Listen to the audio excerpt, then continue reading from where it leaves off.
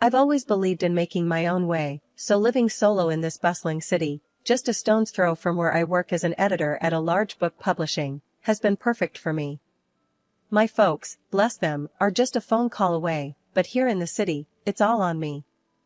This one Saturday, needing a break from the usual, I decided to swap out manuscripts for some fresh air and headed to the nearby park. It's my go-to spot for some quiet, usually. I was lost in thought, maybe more than I should have been, because I didn't see the bike path up ahead. "Watch out." That was the first thing he said to me. I jumped back, just in time as this guy on a bicycle screeched to a halt right where I would have been a second later. "Jesus, lady, you trying to get yourself killed?" he snapped, catching his breath. He was clearly annoyed but also seemed relieved that he hadn't hit me. "I'm so sorry, I wasn't looking. Are you okay?" I stammered, feeling like a complete fool. "Yeah, I'm fine. No thanks to you, though. You gotta watch where you're going." His tone was harsh, but his concern seemed genuine. I know. I just zoned out. "Thanks for stopping in time," I replied, feeling my cheeks heat up. He ran a hand through his hair, looking a bit calmer. "All right, no harm done, I guess. But maybe keep off the bike lane, huh?" "Deal," I said, managing a small smile. "I'm Jenna, by the way." "Tom," he said, offering a hand, which I shook. "So, Jenna, always this distracted, or is it just my lucky day?" "Only on Saturdays," I quipped back, feeling a bit more at ease. We both laughed, and somehow, that awkward start turned into coffee at the nearby cafe. Turns out, Tom worked at a car sales company. He was straightforward, kind of blunt, but funny. We talked about everything, from books, which he admitted he didn't read much of, to cars, which I knew nothing about. It was easy, simple conversation, the kind where you suddenly realize hours have passed. "Didn't think I'd end up spending my afternoon with the woman who almost wrecked my bike," Tom said as we stood up to leave. "And I didn't think I'd be thanking the same guy who called me a killer on our first chat," I shot back, laughing. "Well, guess we're both full of surprises. Can I see you again, Jenna? Maybe on a day when you're not in the path of moving vehicles?" I nodded, smiling. "I think I can arrange that." Over the next few weeks, Tom and I started seeing each other more often. At first, it was just casual coffee dates and walks through different parts of the city. He had a rough way of talking, but it grew on me, felt real and down to earth. Before I knew it, these friendly meetups turned into late-night talks, dinners at places that became our spots, and slow, revealing conversations about our lives. There was something about Tom that felt familiar and exciting at the same time. I was drawn to his blunt charm, and from those ordinary meetings, an affair began. The more things progressed with Tom, the more inevitable it became that I'd meet his folks. They lived in the suburbs, a nice big house with a yard and all. Tom had warned me his mom was a bit traditional, but I wasn't prepared for just how much. We pulled up to their house, and right from the start, it was clear his parents had been eagerly waiting for us. His mom, a robust lady with a warm smile, welcomed us at the door, enveloping Tom in a big hug and giving me a once-over that felt a bit too long.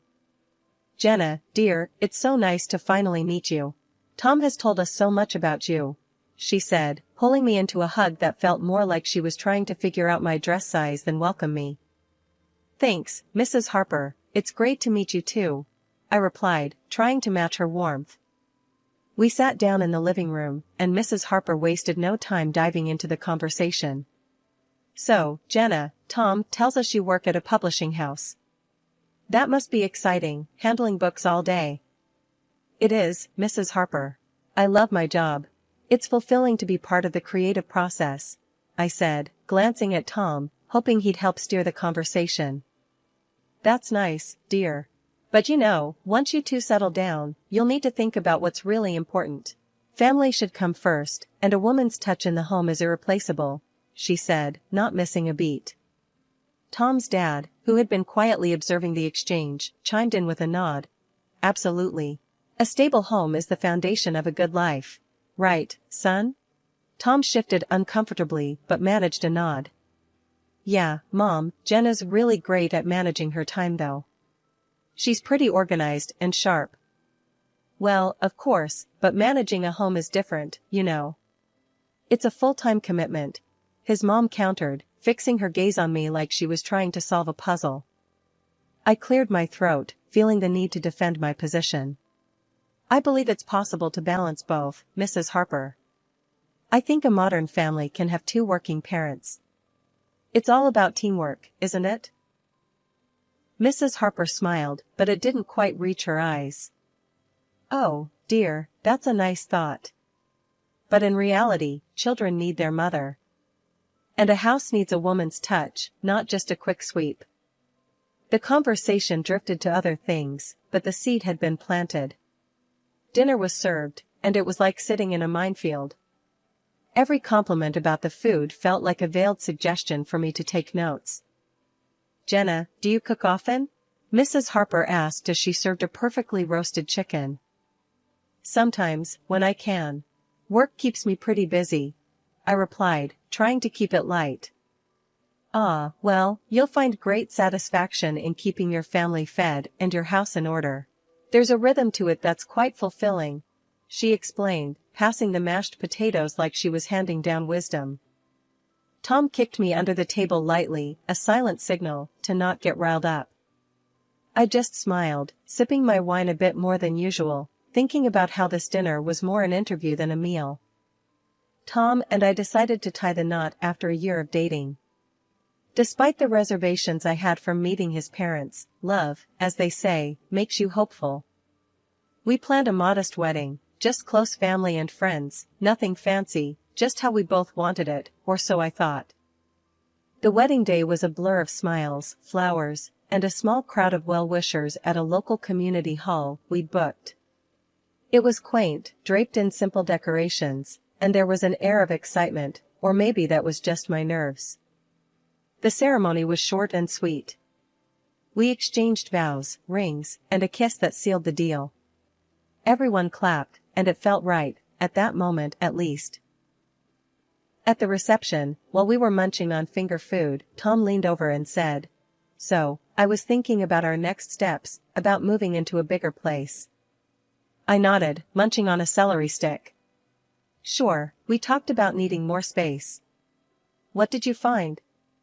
There's this great apartment, bigger and really nice. It's actually near where I grew up, he added, watching my reaction closely. Near your parents? I asked, trying not to sound too concerned. Yeah, it's convenient, and Mom and Dad would be thrilled to have us close by. Plus, Dad mentioned he could help us out with the rent for a bit. I paused, thinking about the constant visits from his mom I'd have to endure. That's generous. But, Tom, you know how I value our independence. I don't want to feel like we're not on our own. Tom squeezed my hand. I get it, Jenna, but think about it. It's a good financial move, and it'll be nice to have family nearby, you know, for when we decide to start our own. I wasn't convinced, but decided to give it a shot. Okay, we can try it. But if it feels too crowded, we need to reconsider, all right? Deal. Tom smiled, and we went back to entertaining our guests. Moving in was a hassle. The apartment was indeed spacious and had a lovely view of a nearby park, but it was also a 40-minute drive from my work, which added to my daily commute. Tom's parents, true to form, were over often. His mom came by with housewarming gifts, which were really just ways to imprint her taste on our decor. Jenna, dear, I brought you some nice curtains, much better than those drab ones you picked out, she said one afternoon, holding up a garish set of floral curtains. Thanks, Mrs. Harper, but I actually like the ones we have. I tried to keep my tone light. Oh, but these will brighten up the living room so much more, she insisted, already walking over to change them. The tension was palpable each time she visited, and I felt like I was walking on eggshells in my own home. Tom did his best to mediate, but it was clear that his idea of close to family and mine were worlds apart. Over time, the topic of how we should live our lives began cropping up more frequently. Tom increasingly expressed his preference for traditional family roles. Jen, think about it. You managing the home, me bringing in the cash, it just makes sense, he'd argue, his voice firm as if that settled the matter. But look at this, I'd respond, pulling up our budget on my laptop. 2 incomes, especially now with everything that's going on, pandemics, economic dips, it just makes more sense. We're more secure this way. Tom would shake his head, clearly frustrated. That's not how a family should work. It's not just about money, Jenna. But it is about stability, Tom. And us both working doesn't mean we can't have a great home life. I tried to reason, but it felt like talking to a wall.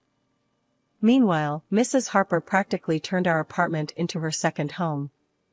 She was over all the time, and every visit felt like an inspection. Jenna, you're not thinking of staying in that job forever, are you? She'd start as soon as she walked in. I'd barely have my coat off, and there she was, questioning my life choices. I actually enjoy my work, Mrs. Harper. It's important to me, I'd say, trying to keep my voice steady and polite.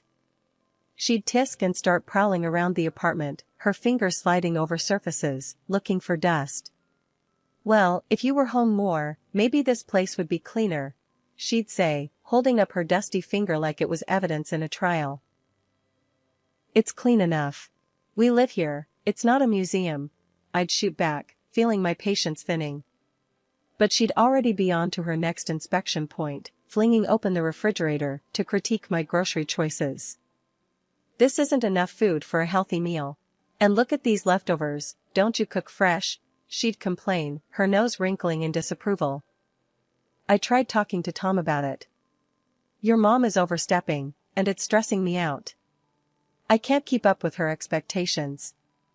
Tom, ever the peacemaker, would sigh. She's just trying to help, Jenna.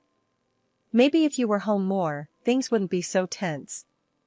One evening, after a particularly hard day at work, I came home to find Tom in a foul mood.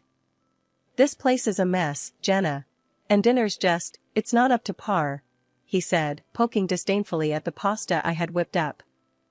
I'm doing my best, Tom. I'm working full-time and trying to keep up with the house.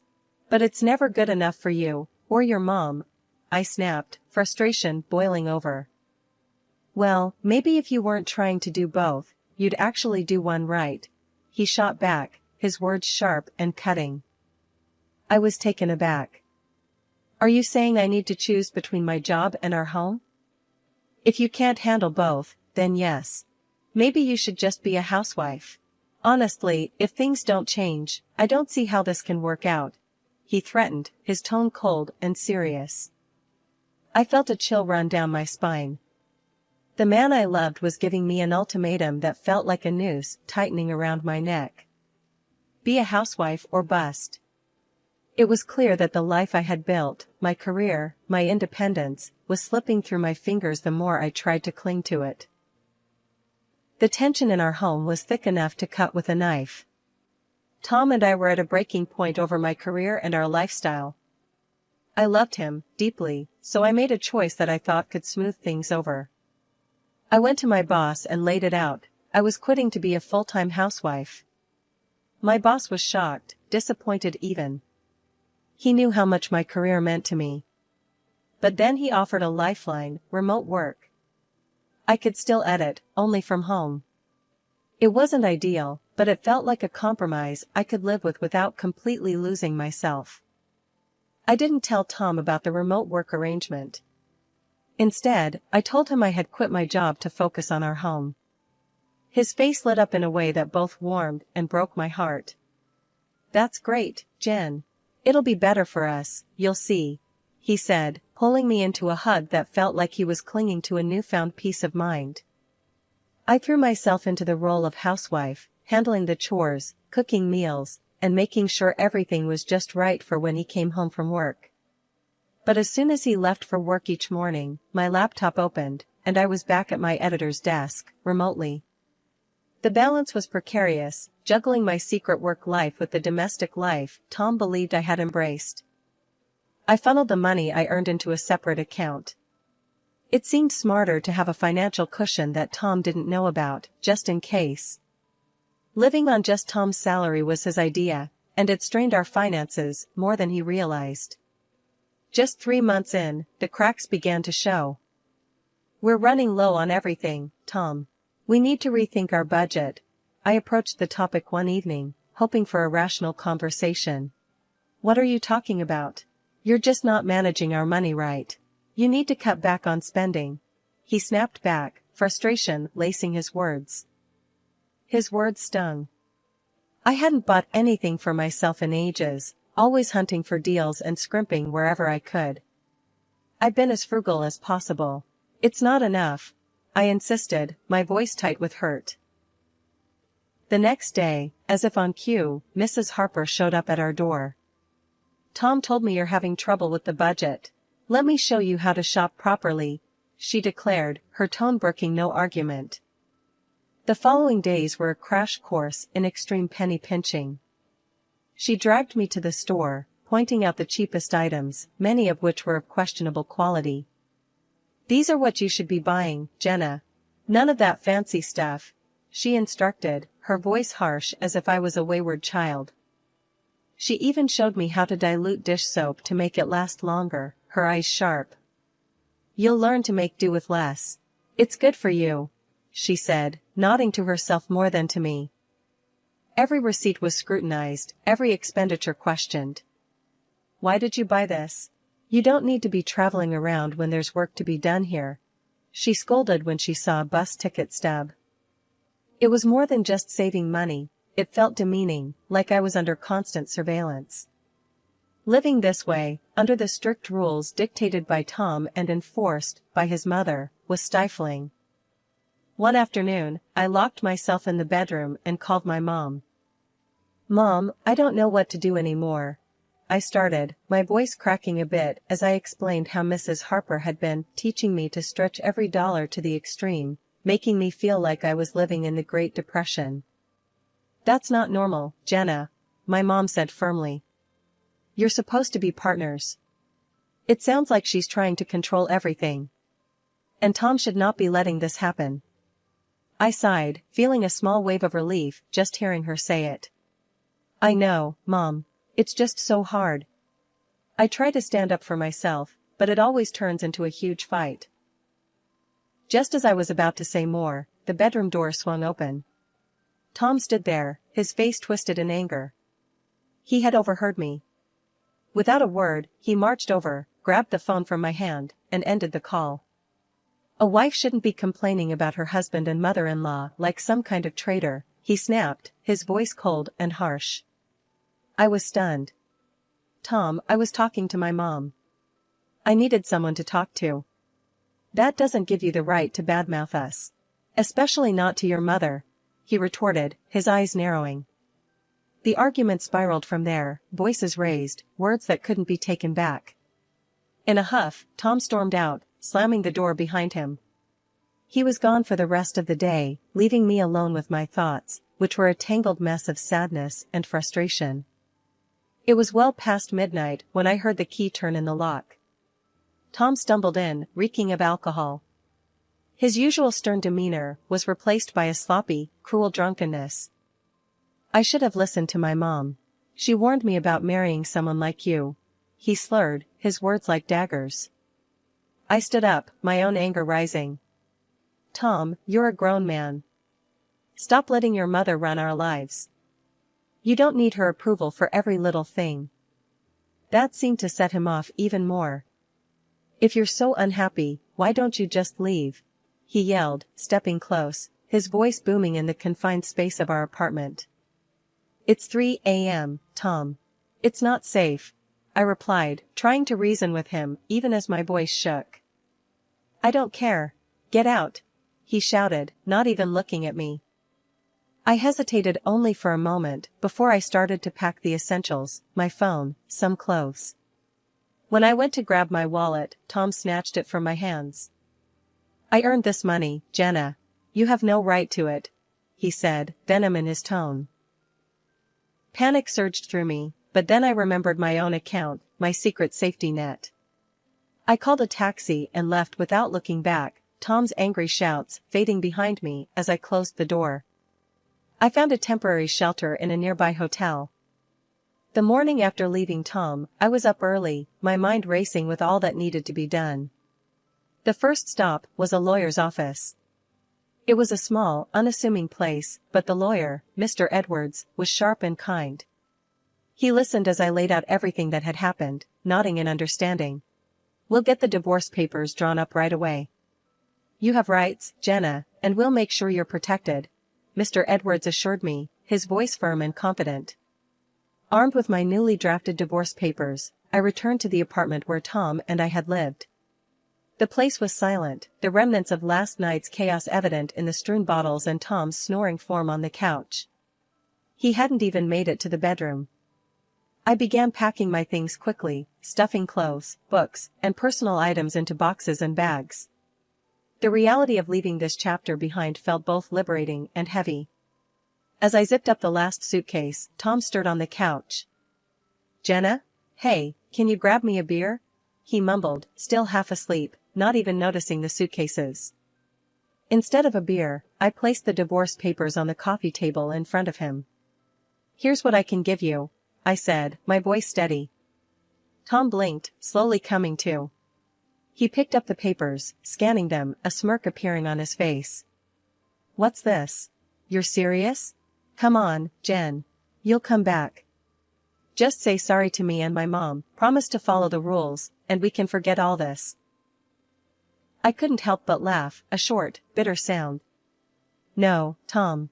I'm not coming back. Not now, not ever. This is goodbye." I left the apartment, the door closing behind me with a click that sounded like the locking of my past. I moved into a rented apartment that afternoon, a small place, but mine alone. Returning to work full-time at the office felt like stepping back into a world where I was in control. The familiar buzz of the office, the clack of keyboards, and the scent of coffee brewing, everything reminded me why I loved my job. I also reconnected with my friends and my parents, rebuilding the bridges that had been strained during my turbulent marriage. Catching up over long dinners and weekend brunches, I shared laughs and stories, feeling the strength of these relationships that had weathered so much. One late afternoon, as I was wrapping up a manuscript, my phone buzzed. Glancing at the screen, I saw a name I hadn't expected, Claire, a close friend from the city who had been my sounding board through the worst of times. "Hey Claire, what's up?" I answered, smiling as I heard her enthusiastic voice. "Jenna, I'm so glad I caught you. Listen, a few of us are getting together this weekend at that new cafe downtown. You have to come. It's been ages, and everyone's dying to see you." The cafe meetup turned out to be just what I needed. Laughter, updates, and a gentle nudge back into the social world. It felt good to be among friends, to share stories and listen to theirs, feeling the camaraderie that I'd missed. As the gathering wound down, Claire caught me by the arm as we were leaving. "Hey, how are you really doing, Jen?" she asked, her gaze piercing, but kind. I took a deep breath, letting the truth surface. "I'm getting there, Claire. It's been tough, but I think I'm finally moving forward for real." A few months into my new old life, my phone rang while I was reviewing a particularly challenging manuscript. The screen flashed Tom's name. Taking a deep breath, I answered, my voice cool and collected. "Jenna, hey, I need to talk to you." Tom's voice came through, hesitant and a bit desperate. "What is it, Tom?" I asked, not really in the mood for pleasantries. "Well, I got fired," he blurted out. "And things are tight. I was wondering." "You need money." I finished for him, not surprised by the turn of the conversation. "Yeah. And, well, I was thinking maybe we could start over, you know? If you apologize to my mom and me, and we could try again, you could take care of us." His voice was hopeful, almost pleading. I couldn't help it, I burst into laughter. The idea was so ludicrous it took me a moment to gather myself. "Tom, you're joking, right? You want me to apologize, support you, and come back to all that mess? You've ditched your principles pretty fast, haven't you?" There was a silence on the other end. "So, is that a no?" "Yes, Tom, that's a no. A big one," I replied, still chuckling at the absurdity. I'm doing well, really well actually, and I'm not about to give up my freedom and happiness for another round of whatever that was. Hanging up, I shook my head in disbelief. The call was a stark reminder of how far I had come and how much I had changed. I was free, truly free, and it felt liberating. I turned back to my manuscript, a smile playing on my lips. The idea of jumping back into a relationship wasn't appealing at the moment. I was enjoying my independence too much, savoring the peace that came with it.